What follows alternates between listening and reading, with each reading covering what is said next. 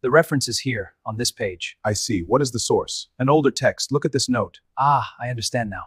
A simple portrait of friendship, until restorers found the letter hidden in the corner. Dr. Maya Johnson adjusted the high-powered magnification lens over the daguerreotype, her breath held in concentration. The November afternoon light filtered through the tall windows of the Charleston Museum of Confederate History's Conservation Lab, casting long shadows across her workspace. At 38, Maya had restored hundreds of Civil War-era photographs, but this one presented unusual challenges. The silver-plated copper sheet was severely tarnished, with dark oxidation obscuring much of the image. What she could discern showed two young men, perhaps in their early 20s, seated side by side in what appeared to be a library or study. The informal pose was unusual for the era. Most daguerreotypes from 1863 showed subjects rigidly formal, unsmiling, posed at careful distances from each other. "Any progress?" asked Dr. Robert Chang, the museum's director, stopping by her workstation. Maya had been working on this piece for 3 days since it arrived from the Whitmore estate liquidation. The family, once prominent Charleston plantation owners, had donated their entire collection of historical materials before selling their ancestral home. "It's challenging," Maya replied, not looking up from her microscope. "The tarnishing is extensive, and there's some kind of residue, possibly from improper storage, that's created additional complications. But I'm seeing interesting details as I work through the layers, digitally." She'd already completed high-resolution scans under multiple lighting conditions, raking light, transmitted light, infrared, ultraviolet. Now she was processing those images through specialized software that could digitally remove deterioration and reveal the original. Photographed beneath decades of damage, Robert leaned closer. The catalog card says, "Two unidentified men, circa 1863. No other information?" "Nothing," Maya confirmed. It was boxed with dozens of other family photographs, but this one had no notation, no names written on the backing. Just tucked in an envelope marked miscellaneous. She found that curious. Most family photographs, especially from that era, were carefully labeled and preserved. Why had this one been relegated to miscellaneous status? As Robert left, Maya returned to her painstaking work. She'd chosen this career specifically because of moments like these, the possibility of recovering lost stories, of bringing forgotten faces back into clarity, of preserving the fragile material evidence of lives lived long ago. Every photograph told a story, if you knew how to look. Maya arrived at the lab before dawn the next morning, unable to sleep after the previous evening's work. She'd left the restoration software running overnight, processing thousands of calculations to remove digital noise and reveal the underlying image.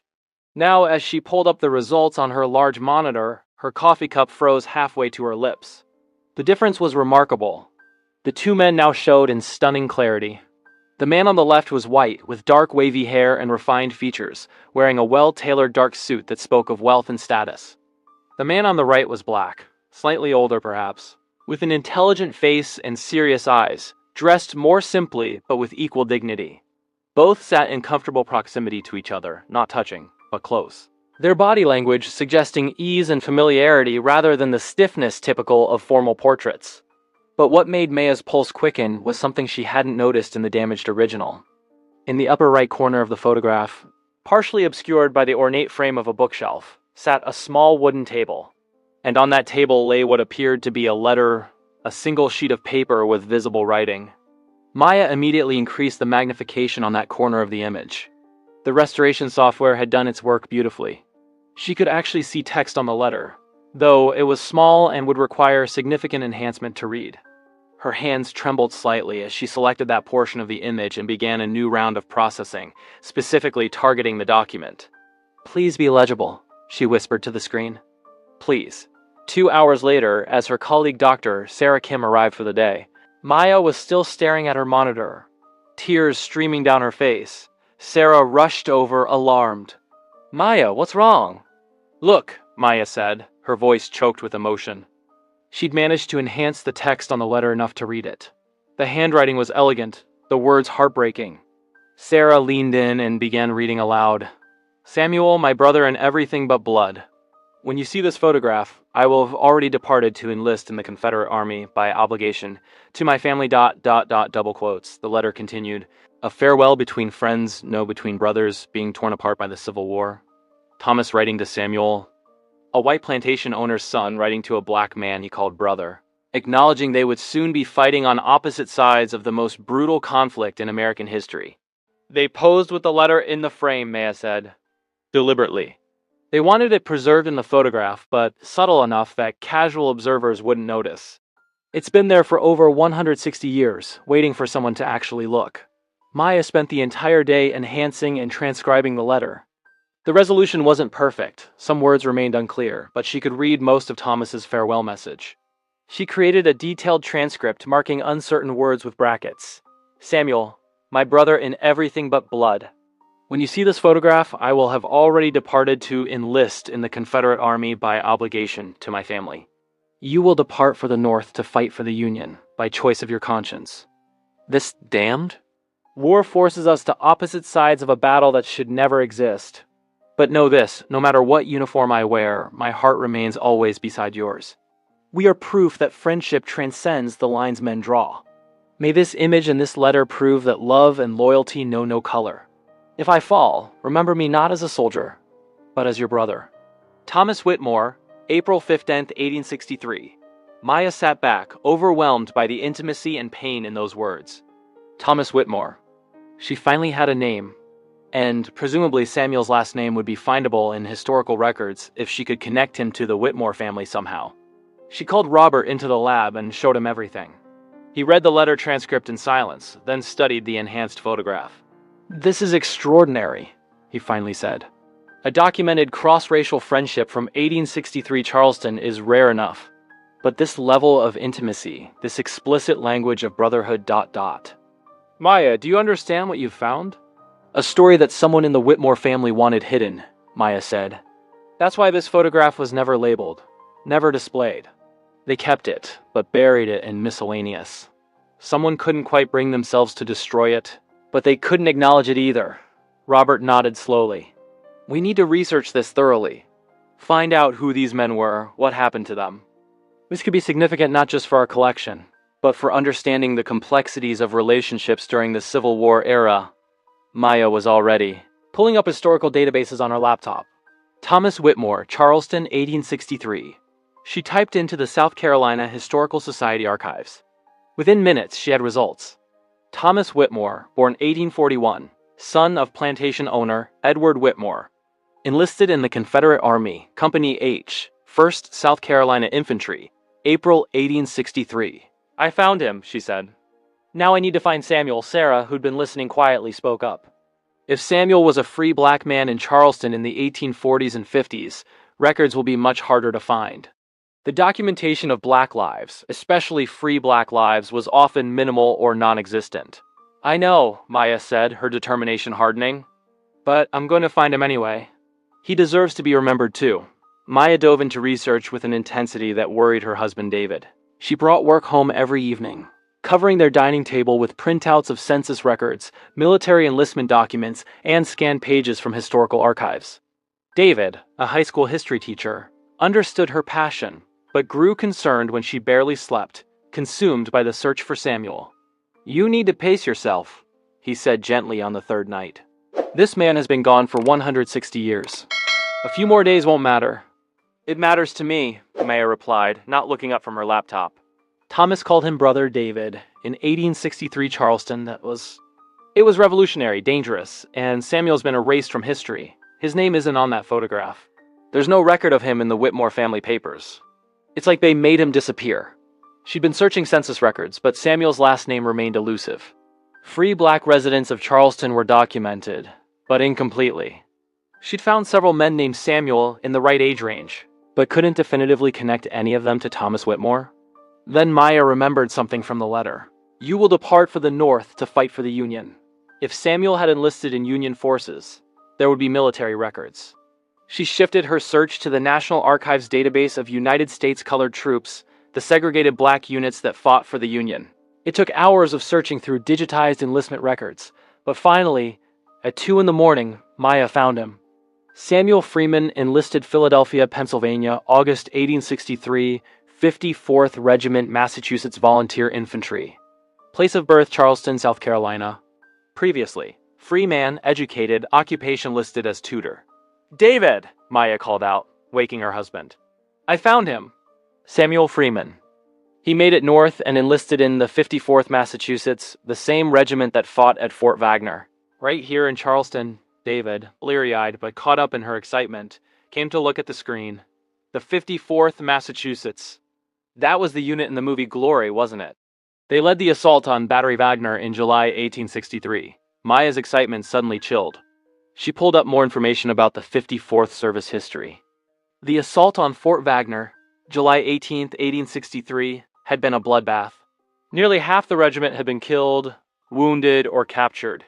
She searched the casualty lists with trembling hands, terrified of what she'd find. Samuel Freeman's name appeared in the wounded list.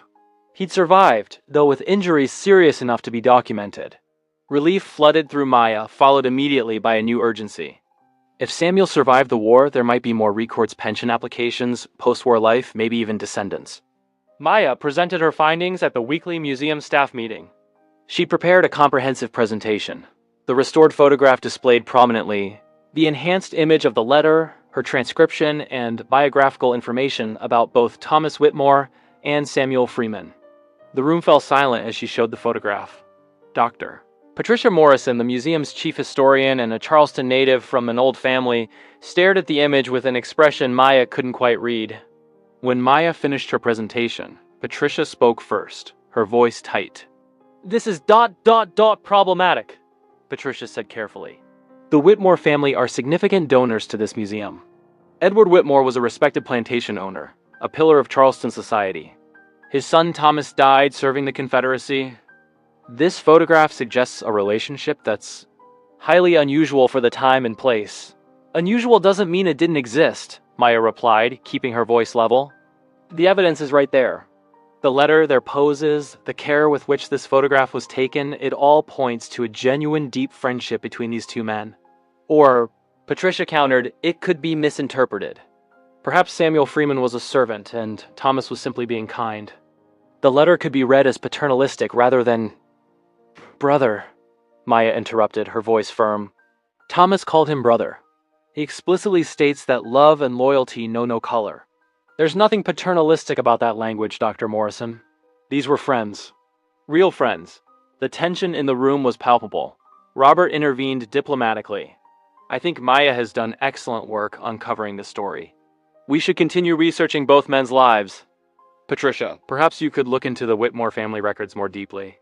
And Maya, keep tracking Samuel Freeman's post-war history.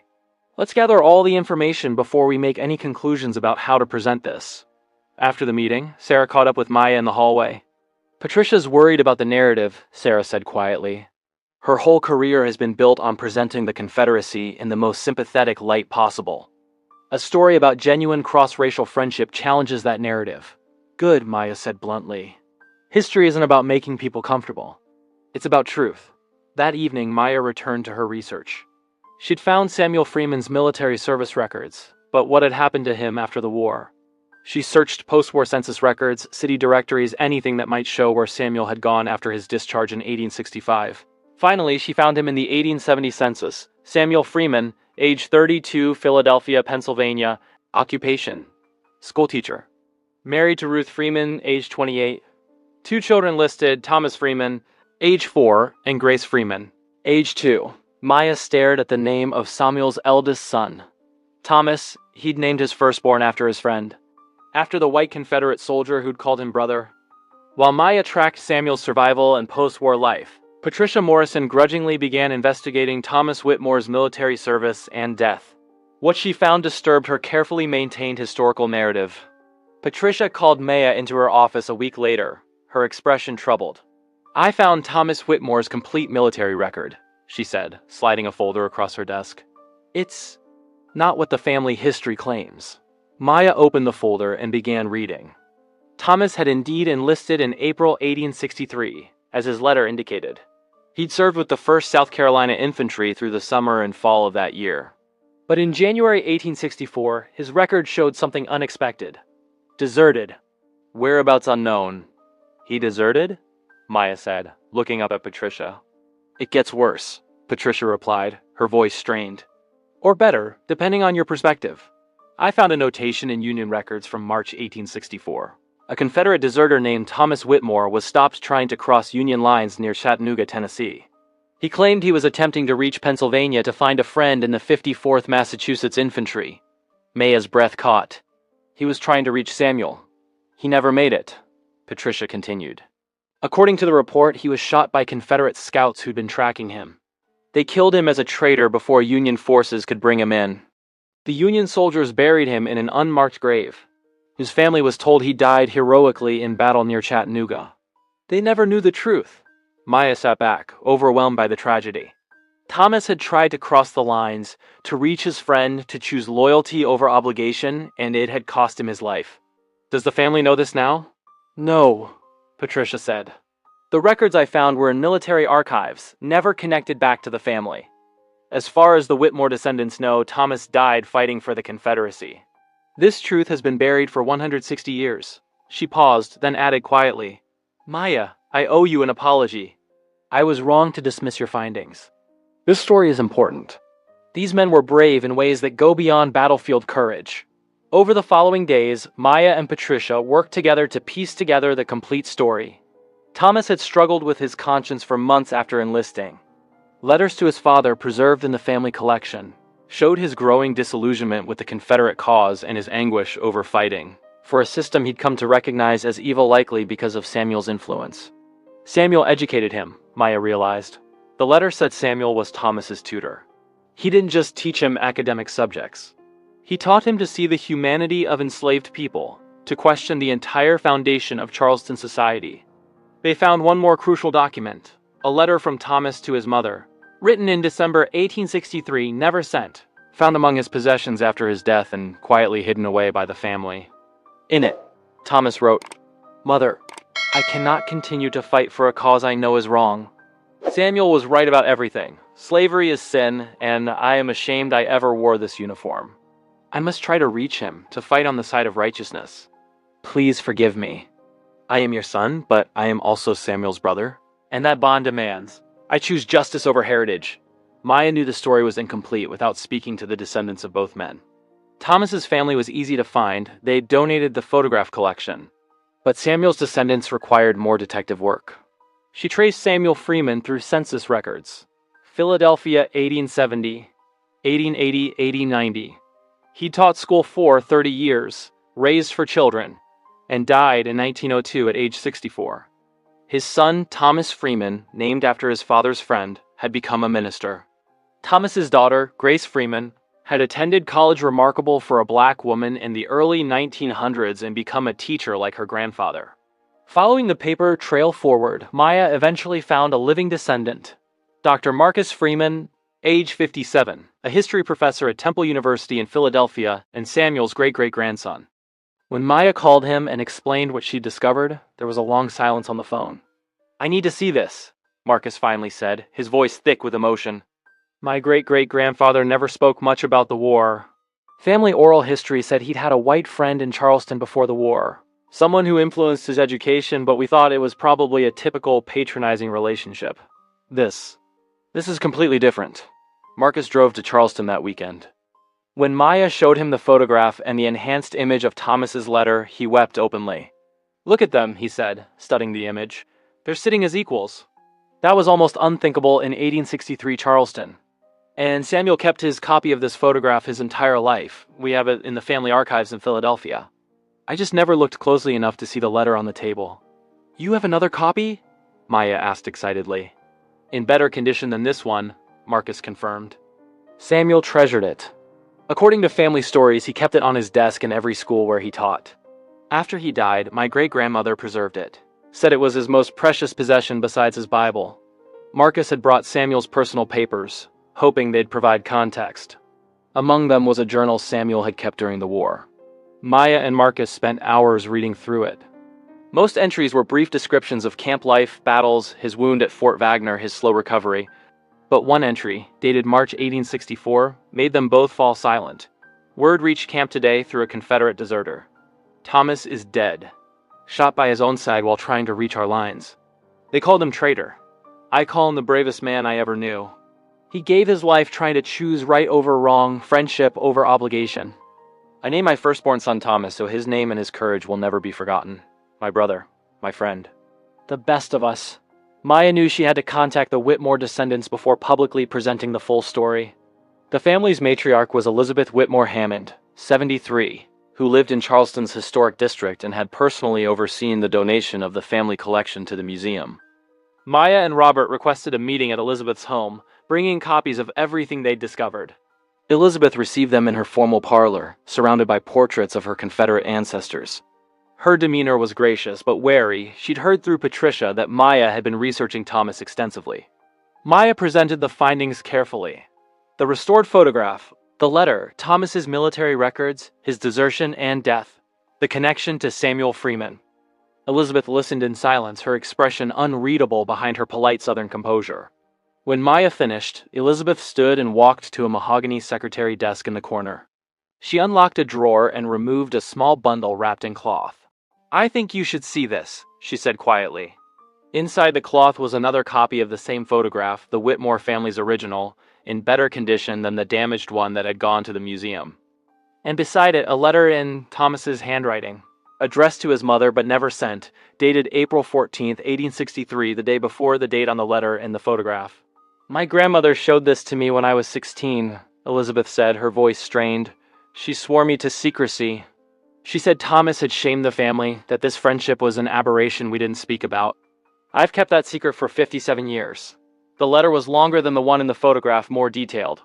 Thomas described his love for Samuel as the purest friendship he'd ever known. His anguish at being forced by family obligation to fight for a cause he despised. His hope that someday the world would understand that brotherhood transcended race. I'm tired of keeping secrets," Elizabeth said, tears now visible in her eyes. "I'm tired of pretending my ancestor was a simple Confederate hero when the truth is so much more complicated and so much braver. Thomas Whitmore deserted the Confederate Army to reach his black friend fighting for the Union. He died trying to do the right thing. That's the story that should be told." She looked directly at Maya. "I give you permission to tell the complete truth. All of it. Thomas and Samuel deserve to be remembered accurately, not as master and servant, not as some simplified narrative about the Old South, but as two young men who loved each other as brothers and were torn apart by a war neither wanted." Maya felt tears streaming down her own face. "Thank you," she whispered. "Thank you for trusting me with their story." 3 months later, the Charleston Museum of Confederate History opened a new special exhibition. Brothers in Everything But Blood, Thomas Whitmore and Samuel Freeman. Maya had worked tirelessly to create a comprehensive presentation of their story with help from Marcus Freeman and, surprisingly, Elizabeth Whitmore Hammond. The centerpiece was the restored photograph, displayed large-scale with a detailed magnification of the letter visible on the table. Beside it hung Samuel's copy of the same photograph, lent by the Freeman family. The exhibition included excerpts from Thomas's letters and Samuel's journal, military records from both sides of the war, and a timeline showing their parallel lives, Thomas's journey from privileged plantation heir to disillusioned deserter, Samuel's journey from tutored free black man to Union soldier to educator. The exhibition also addressed the hard truths, the reality of slavery that undergirded Charleston society, the violence of the Civil War, the danger both men faced for their friendship, and the deliberate erasure of their story by a family and society unwilling to acknowledge such bonds could exist. The opening drew unprecedented attention. Local and national media covered the story. Historians debated its significance. The exhibition sparked difficult conversations about race, friendship, and memory in the American South. Not everyone was pleased. Some traditionalist groups protested, claiming the museum was defaming Confederate memory. Online comments ranged from moved to hostile. Maya received both grateful emails and anonymous threats, but the public response was overwhelming. Families, black and white, came to see the photograph and read the story. Teachers brought school groups. People stood in front of the display and wept. An elderly white woman told Maya that her ancestor had also deserted the Confederate Army and been killed, a secret her family had kept for generations. "Maybe now I can tell the truth," she said. Marcus Freeman gave a talk at the exhibition opening, speaking about Samuel's life after the war, his dedication to education, and how he'd passed down the story of his friendship with Thomas to his descendants. "My great-great-grandfather named his son Thomas Freeman," Marcus said to the assembled crowd.